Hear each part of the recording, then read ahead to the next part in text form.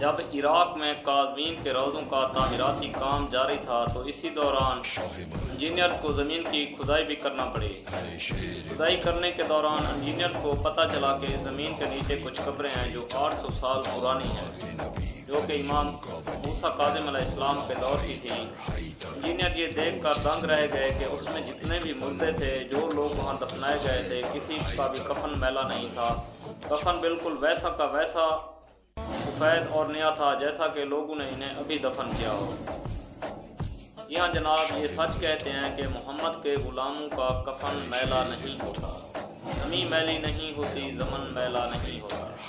یہ تو آپ دیکھ سکتے ہیں، یہ آپ کے سامنے فوٹو بھی ہے، یہ اسی دوران یہ فوٹو لیا گیا تھا جسے آپ دیکھ سکتے ہیں۔ بقایا دوستو آپ نے اپنی رائے کا اظہار کمنٹ باکس میں ضرور کرنا ہے۔